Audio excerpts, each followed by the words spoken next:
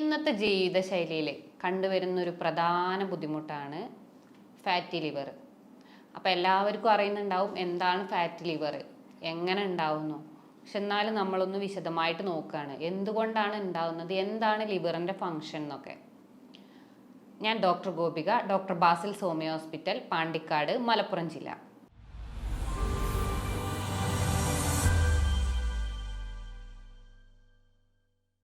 അപ്പോൾ എന്താണ് fatty liver? Fatty liver എന്ന് പറഞ്ഞു കഴിഞ്ഞാൽ ലിവറിൽ ഡെപ്പോസിറ്റ് ചെയ്യുക ഫാറ്റ്. അപ്പോൾ എന്താണ് ലിവറിൻ്റെ ഫങ്ഷൻ?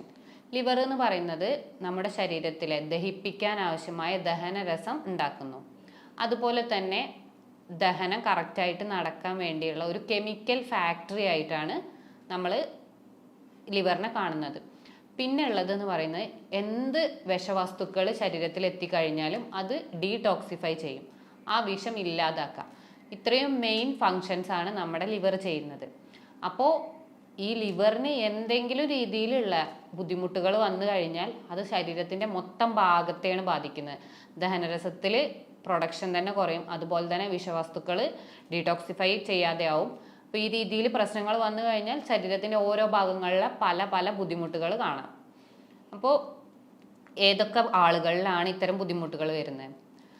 ഷുഗറുള്ള 75% ആളുകളിലും നമ്മൾ ഇന്ന് ഫാറ്റി ലിവർ കാണുന്നുണ്ട്. പിന്നെ ഒരു ഒബേസിറ്റി ആയ തടി കൂടുതലുള്ളവരിൽ ഒരു 60% ആളുകളിലും നമ്മൾ ഫാറ്റി ലിവർ കാണാറുണ്ട്. പിന്നെ എന്തുകൊണ്ടാണ് ഈ ഫാറ്റി ലിവർ ഉണ്ടാവുന്നത്? അത് പല പ്രശ്നങ്ങളുണ്ട്.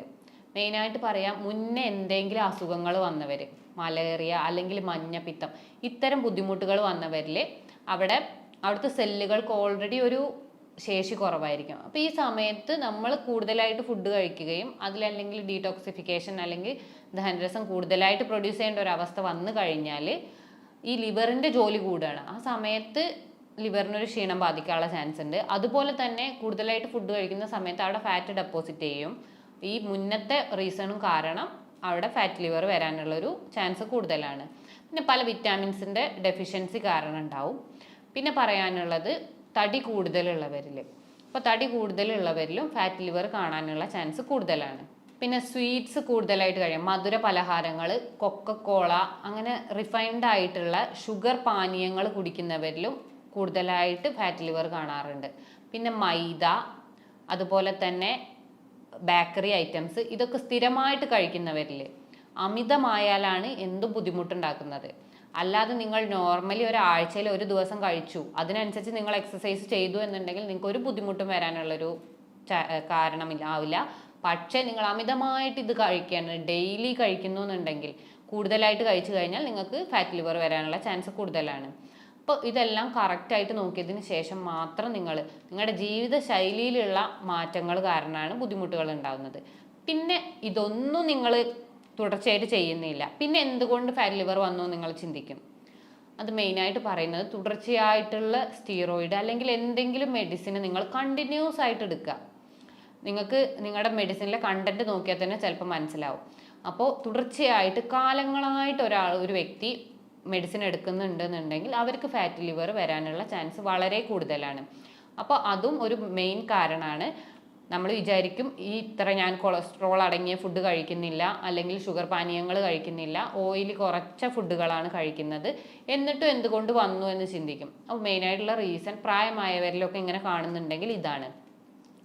ഇപ്പോൾ പ്രായമായവരിൽ മാത്രമല്ല, യുവത്വങ്ങളിലാണ് ഏറ്റവും കൂടുതൽ ഫാറ്റ് ലിവർ കാണുന്നത്. ആ ഫാറ്റ് ലിവറിന് മെയിൻ കാരണം നിങ്ങളുടെ ഫുഡിലുള്ള മാറ്റങ്ങളാണ്. അപ്പോൾ ഈ ഫുഡിലുള്ള മാറ്റങ്ങൾ നിങ്ങൾ ശ്രദ്ധിച്ചു കഴിഞ്ഞാൽ തന്നെ നല്ല രീതിയിൽ മാറ്റങ്ങൾ ഉണ്ടാവും. പിന്നെ എന്താണ് ഈ ലിവറിൽ നടക്കുന്നത്? കരളെന്ന് പറഞ്ഞാൽ ചെറിയ രീതിയിൽ ആദ്യം ഫാറ്റ് ഡെപ്പോസിറ്റ് ചെയ്യും. ആദ്യം മൈക്രോ ഡ്രോപ്ലെറ്റ് ആയിട്ട് ചെറിയ രീതിയിൽ ചെറിയ ഫാറ്റാണ് ഡെപ്പോസിറ്റ് ചെയ്യുക. ഈ സമയത്ത് നമുക്ക് ചെറിയ രീതിയിലുള്ള എക്സസൈസ് അല്ലെങ്കിൽ അത് കംപ്ലീറ്റ്ലി നമുക്ക് തിരിച്ചു കൊണ്ടുവരാൻ പറ്റുന്ന ഒരു സ്റ്റേജ് ആയിരിക്കും. പക്ഷെ ആ സമയത്ത് നമ്മളത് ചിന്തിക്കുന്നില്ല.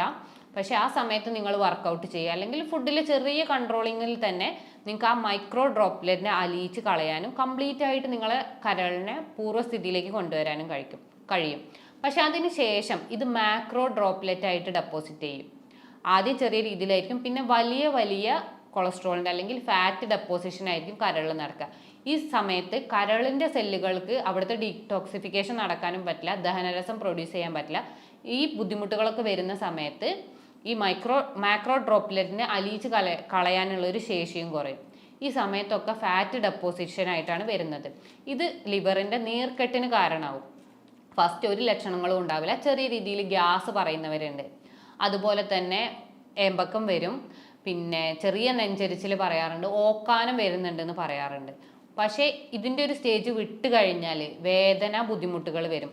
ലിവർ വീർത്ത് കഴിഞ്ഞാൽ അത് നിങ്ങൾക്ക് സ്കാനിങ്ങിൽ തന്നെ മനസ്സിലാവും. ആദ്യം ചിലപ്പോൾ ഗ്രേഡ് 1 ഫാറ്റി ലിവർ ആവും കണ്ടിട്ടുണ്ടാവും. പക്ഷെ ആ സമയത്ത് എന്ത് വിചാരിക്കും, ഇല്ല ഗ്രേഡ് 1 ആയിട്ടല്ലേ ഉള്ളൂ, കുഴപ്പമില്ല. പക്ഷെ ആ സമയത്ത് തന്നെ നിങ്ങൾ സ്റ്റാർട്ട് ചെയ്യണം നിങ്ങളുടെ ട്രീറ്റ്മെൻറ്റ് ഉദ്ദേശിക്കുന്നത് നിങ്ങൾ വീട്ടിൽ നിന്ന് തന്നെ എക്സസൈസ് ചെയ്യേണ്ട രീതികളൊക്കെ ഞാൻ ലാസ്റ്റ് പറയാം. കാരണം എക്സസൈസ് ചെയ്ത് കഴിഞ്ഞാലേ ഉള്ളൂ ഈ ഫാറ്റ്, ഓൾറെഡി ഡെപ്പോസിറ്റ് ചെയ്ത ഫാറ്റ് നമുക്ക് അവിടുന്ന് പുറത്തേക്ക് എടുക്കാൻ പറ്റൂ. പിന്നീട് ഡെപ്പോസിറ്റ് ചെയ്യാതിരിക്കാൻ വേണ്ടിയിട്ടാണ് ഡയറ്റ് കൺട്രോൾ ചെയ്യുക. പക്ഷേ അവിടെ ഓൾറെഡി ഡെപ്പോസിറ്റ് ചെയ്തതുണ്ടെന്നുണ്ടെങ്കിൽ അത് ബേൺ ചെയ്ത് പോവുക വേണം. അല്ലാതെ നിങ്ങൾ അതിനുശേഷം ഫുഡ് കൺട്രോൾ ചെയ്തിട്ട് ഒരു കാര്യമില്ല. അപ്പോൾ ഈ രീതിയിൽ നമ്മൾ മെയിൻറ്റെയിൻ ചെയ്യണം. അപ്പോൾ ഈ മാക്രോ ഡ്രോപ്ലെറ്റ് ആയി കഴിഞ്ഞാൽ ആണ് ബുദ്ധിമുട്ടുകൾ കൂടുക, നീർക്കെട്ടിൻ്റെ ബുദ്ധിമുട്ടുകളും ഉണ്ടാവുക. ഈ നീർക്കെട്ട് വരുന്ന സമയത്താണ് സ്കാനിങ്ങിൽ ഹെപ്പാറ്റോമെഗാലി നമുക്ക് കാണാൻ കഴിയും. കാരണം കരളിൻ്റെ നീളം കൂടി, അതുപോലെ തന്നെ വേദനയുടെ ഓരോ ഇൻറ്റൻസിറ്റികൾ കൂടിക്കൂടി വരും.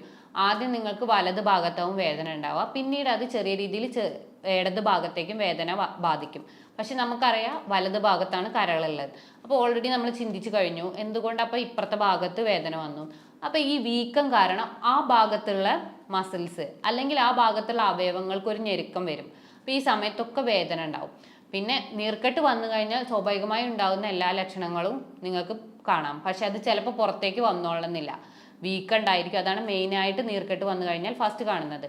പിന്നെ വേദന ഉണ്ടായിരിക്കും, ചെറിയ രീതിയിലുള്ള ഒരു ചുവന്ന കളർ ഉണ്ടാവും, അതുപോലെ തന്നെ ചെറിയ താപം അനുഭവപ്പെടും. പക്ഷേ ഇതൊന്നും നമുക്ക് പെട്ടെന്ന് പുറത്തേക്ക്, കാരണം അതിൻ്റെ പുറത്തേക്ക് എന്ന് പറഞ്ഞാൽ കുറേ ലെയറുകളുണ്ട്.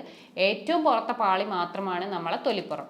അപ്പോൾ മെയിനായിട്ട് നമുക്ക് അനുഭവപ്പെടുക ഒരു വേദനയും, അതൊരു നീറുന്ന പോലെ വേദന. ചിലർ പറയും ചില സമയത്ത് മാത്രം ഒരു കുത്തുന്ന വേദന ഉണ്ടായിരിക്കും. അപ്പോൾ ഈ രീതിയിൽ ബുദ്ധിമുട്ടുണ്ടെന്നുണ്ടെങ്കിൽ കുറച്ചും കൂടി അഡ്വാൻസ്ഡ് സ്റ്റേജ് ആയിട്ടുണ്ട് നിങ്ങൾ മനസ്സിലാക്കണം. അപ്പോൾ ഫസ്റ്റ് ഗ്രേഡ് 1 ആകുമ്പോൾ തന്നെ മാക്സിമം നിങ്ങളത് ഫുഡിലും എക്സസൈസും ചെയ്ത് കൺട്രോൾ ചെയ്യാൻ നോക്കുക. നോർമലി ഒരു ലിവറിൻ്റെ സെല്ല് എന്ന് പറഞ്ഞാൽ 1 മുതൽ 1.5 വർഷം വരെ ആണ് അതിൻ്റെ ഒരു ലൈഫ് സ്പാന്. അപ്പോൾ ഓട്ടോമാറ്റിക്കായിട്ട് ആ 1 മുതൽ 1.5 വർഷത്തിന് ശേഷം ഓട്ടോമാറ്റിക്കായിട്ട് അത് മാറും. ഇപ്പോൾ ഒരു മാക്രോ ഡ്രോപ്ലെറ്റ് ആണെങ്കിൽ ഇപ്പോൾ നമ്മൾ ചികിത്സ എടുക്കുക അല്ലെങ്കിൽ ഇതാവുകയാണെന്നുണ്ടെങ്കിൽ ചിലപ്പോൾ അത് 1.5 വർഷത്തിനുള്ളിൽ ഓട്ടോമാറ്റിക്കായിട്ട് ആ സെല്ല് മാറുന്നതിനനുസരിച്ച്, പുതിയ സെല്ല് വരുന്നതിനനുസരിച്ച് മാറാനുള്ള ചാൻസ് ഉണ്ട്. പക്ഷേ അതൊക്കെ ഒരു ചാൻസ് മാത്രമാണ്. നമ്മൾ നമ്മുടേത് കൺട്രോൾ ചെയ്യുക, അതാണ് മെയിനായിട്ട് വേണ്ടത്. പിന്നെ ഇത് കൺട്രോൾ ചെയ്യാൻ നമ്മൾ എന്തൊക്കെയാണ് ചെയ്യേണ്ടത്? ഫസ്റ്റ് ചെയ്യേണ്ട ഒരു കാര്യം ജീവിതശൈലിയിലുള്ള കംപ്ലീറ്റ് മാറ്റം. എന്തൊക്കെയാണ് കഴിക്കേണ്ടത്, എന്തൊക്കെയാണ് കഴിക്കാൻ പാടില്ലാത്തതെന്ന് പറഞ്ഞുതരാം.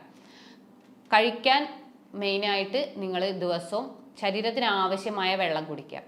വെള്ളം എന്ന് പറയുന്നത് 25 കിലോ ഉള്ള ഒരാൾ 1 ലിറ്റർ വെള്ളം കുടിക്കണം. 50 kg ആണെന്നുണ്ടെങ്കിൽ 2 ലിറ്റർ എന്ന കണക്കിന് നിങ്ങൾ നിർബന്ധമായും വെള്ളം കുടിക്കാൻ ശ്രദ്ധിക്കുക. അതും ചായ കൂട്ടിയിട്ടല്ല, ചായ കൂട്ടാതെ വെള്ളമായിട്ട് തന്നെ നിങ്ങൾ കുടിക്കാൻ നോക്കുക. ആ സമയത്ത് എന്ന് പറഞ്ഞാൽ ഇപ്പം നമ്മുടെ ശരീരത്തിൽ എന്ത് വിഷവസ്തുക്കൾ വന്നില്ലേ അത് പുറന്തള്ളണമെങ്കിൽ ഒരു ഇത് വേണം. അപ്പോൾ ഈ അഥവാ ലിവറിൻ്റെ ഫങ്ഷൻ ചെറിയ രീതിയിൽ കുറഞ്ഞു കഴിഞ്ഞാലും അതിപ്പോൾ കിഡ്നി വഴി പുറന്തള്ളാനുള്ള ചാൻസ് കൂടുതലാണ്. അപ്പോൾ വെള്ളം ഉള്ളിലേക്ക് നല്ല രീതിയിൽ എത്തിക്കാൻ നോക്കുക. അമിതമാവാനും പാടില്ല. ഈ ഒരു കണക്കിൽ ദിവസം വെള്ളം കുടിക്കാം. അതുപോലെ തന്നെ എക്സസൈസ് ചെയ്യുക. എക്സസൈസ് ചെയ്യുക എന്ന് പറഞ്ഞാൽ വെറുതെ ജസ്റ്റ് നടന്നതുകൊണ്ട് മാത്രമല്ല, നിങ്ങൾ ഒന്ന് സ്പീഡിൽ നടക്കുക. നിങ്ങളുടെ ഹൃദയമിടിപ്പ് കൂടുന്ന രീതിയിലുള്ള എക്സസൈസ് ആയിരിക്കണം നിങ്ങൾ ഡെയിലി ചെയ്യേണ്ടത്. അതുപോലെ തന്നെ വള്ളിച്ചാട്ടം അത് ഡെയിലി ചെയ്യാൻ നോക്കുക. പിന്നെ നമ്മൾ പ്രിഫർ ചെയ്യുന്നത് നീന്തൽ, സൈക്ലിങ്, ഇങ്ങനത്തെ എക്സസൈസുകൾ ഡെയിലി ചെയ്യാൻ നോക്കുക. ശരീരം അനങ്ങുന്ന, വേർക്കുന്ന രീതിയിൽ, ഹൃദയമിടിപ്പ് കൂടുന്ന രീതിയിലുള്ള എക്സസൈസ് ദിവസേന ചെയ്യാൻ നോക്കാം. പിന്നെ പച്ചക്കറികൾ ധാരാളമായിട്ട് കഴിക്കാം. വിറ്റാമിൻ സി റിച്ചായ ഓറഞ്ച്, മൂസമ്പി, ഇത്തരം പ്രതിരോധശേഷി കൂട്ടുന്ന തരത്തിലുള്ള ഫുഡുകൾ നിങ്ങൾക്ക് കഴിക്കാം. പച്ചക്കറികളിൽ ഇന്ന പച്ചക്കറികൾക്ക് കൂടുതൽ ഫാറ്റ് അങ്ങനത്തെ ഒരു പ്രശ്നം നമ്മൾ കാണാറില്ല. പച്ചക്കറികൾ നിങ്ങൾക്ക് ഏത് വേണമെങ്കിലും നല്ല രീതിയിൽ കഴിക്കാൻ നോക്കുക. പിന്നെ ചെറിയ മത്സ്യങ്ങൾ, ഒമേഗ 3 ഫാറ്റി ആസിഡുള്ള ചെറിയ മത്സ്യങ്ങൾ ധാരാളമായിട്ട് കഴിക്കാം. ചിക്കൻ, ബീഫ് ഇതൊക്കെ ഒന്ന് മിതമായ രീതിയിൽ, അല്ലെങ്കിൽ കംപ്ലീറ്റ് ഒഴിവാക്കാൻ പറ്റുന്നുണ്ടെങ്കിൽ കംപ്ലീറ്റ് ഒഴിവാക്കാൻ നോക്കുക. പിന്നെ കംപ്ലീറ്റ് കട്ട് ചെയ്യേണ്ട മെയിൻ സാധനങ്ങൾ എന്ന് പറയുന്നത് പഞ്ചസാര. പഞ്ചസാര കഴിക്കുകയേ ചെയ്യാതിരിക്കുക. പഞ്ചസാര കഴിക്കാതിരുന്നു കഴിഞ്ഞാൽ നിങ്ങളുടെ ഒരു വെളുത്ത വിഷമാണ് പഞ്ചസാര. നിങ്ങളുടെ ശരീരത്തിലെ എല്ലാവിധ ബുദ്ധിമുട്ടുകളും കുറയാനൊരു കാരണമാവും പഞ്ചസാര. അപ്പോൾ പഞ്ചസാര കംപ്ലീറ്റ് ഒഴിവാക്കാൻ നോക്കുക. ഇപ്പോൾ രാവിലെ നിർബന്ധമായും ചായ കുടിക്കണം എന്നുള്ളവർക്ക് ഗ്രീൻ ടീ കുടിക്കുന്നത് നല്ലതായിരിക്കും. ഇല്ലാന്നുണ്ടെങ്കിൽ രാവിലെ വെറും വയറ്റിൽ 2 ഇളം ചൂടുവെള്ളം കുടിക്കാൻ നോക്കുക. ഇത് നിങ്ങൾക്ക് ശോധനയ്ക്കും നല്ലതായിരിക്കും. അതുപോലെ തന്നെ ഫാറ്റ് ഡെപ്പോസിഷൻ, ഏതൊരു ഉന്മേഷം, ഇതൊക്കെ കിട്ടുന്നതിന് നിങ്ങൾക്ക് ഈ ഒരു 2 ഗ്ലാസ് വെള്ളം ഏറ്റവും നല്ലതാണ്. പിന്നെ പറയുന്നത് ബേക്കറി ഐറ്റംസ്, മൈദ ഇങ്ങനെ സ്ഥിരമായിട്ട് നിങ്ങൾ കഴിക്കുന്നുണ്ടെന്നുണ്ടെങ്കിൽ ഇതൊക്കെ കംപ്ലീറ്റ് ഒഴിവാക്കാൻ നോക്കുക. ചോക്ലേറ്റ്, ചെറിയ മിഠായികൾ ഇതെല്ലാം കംപ്ലീറ്റ് ഒഴിവാക്കി കഴിഞ്ഞാൽ തന്നെ നിങ്ങൾക്ക് നിങ്ങളുടെ ഫാറ്റ് ലിവർ നിങ്ങളുടെ കൺട്രോളിൽ തന്നെ എത്തുന്നതാണ്. ഡെയിലി നിങ്ങൾ രാവിലെയും വൈകുന്നേരം ഒരു അരമണിക്കൂർ എക്സസൈസ് ചെയ്യുക. ആ എക്സസൈസ് രാവിലെ ചിലപ്പോൾ തുടക്കത്തിൽ തന്നെ നിങ്ങൾക്ക് കഴിയില്ല, 5 മിനിറ്റ് ചെയ്യുക, 10 മിനിറ്റ് ചെയ്യുക. ഇത് ദിവസേന കൂട്ടി കൊണ്ടുവന്നതിന് ശേഷം ഒരു അരമണിക്കൂർ ആക്കുക എന്നുള്ളതാണ് നിങ്ങളുടെ ലക്ഷ്യം. ഇത് ചെയ്താൽ തന്നെ നിങ്ങളുടെ ഒരു 75-80% ഫാറ്റ് ലിവർ നിങ്ങൾക്ക് കംപ്ലീറ്റ് ആയിട്ട് വീട്ടിൽ നിന്ന് തന്നെ മാറ്റാൻ പറ്റും. ഞങ്ങളുടെ ഹോമിയോപ്പതി ചികിത്സയിൽ ഒരു രോഗിയുടെ ശാരീരികവും മാനസികവുമായ എല്ലാ ലക്ഷണങ്ങളും കണക്കിലെടുത്ത് യൂറോപ്യൻ നിർമ്മിതമായ സോഫ്റ്റ്വെയറിൻ്റെ സഹായത്തോടെ രോഗനിർണയവും മരുന്ന് നിർണയവും നടത്തിയതിന് ശേഷമാണ് ഞങ്ങൾ ചികിത്സ നടത്തുന്നത്. ഞങ്ങൾ യൂസ് ചെയ്യുന്ന പൊട്ടൻസി മരുന്നുകൾ ജർമ്മനിയിൽ നിന്നും ഡയറക്റ്റ് ഇറക്കുമതി ചെയ്ത പൊട്ടൻസി മരുന്നുകളാണ്. നിങ്ങൾക്ക് നേരിട്ട് വരാൻ ബുദ്ധിമുട്ടുണ്ടെങ്കിൽ നിങ്ങൾക്ക് എന്നെ ഓൺലൈൻ വഴി കോൺടാക്റ്റ് ചെയ്ത് കാര്യങ്ങൾ ഞാൻ വിശദമായിട്ട് ചോദിച്ചതിന് ശേഷം നിങ്ങൾക്ക് മെഡിസിൻ വീട്ടിലെത്തിക്കുന്നതാണ്. ബുദ്ധിമുട്ടുകൾ പിന്നെ ഉണ്ടെന്നുണ്ടെങ്കിൽ നിങ്ങൾക്ക് താഴെ കാണുന്ന നമ്പറിൽ എന്നെ കോൺടാക്റ്റ് ചെയ്യാവുന്നതാണ്.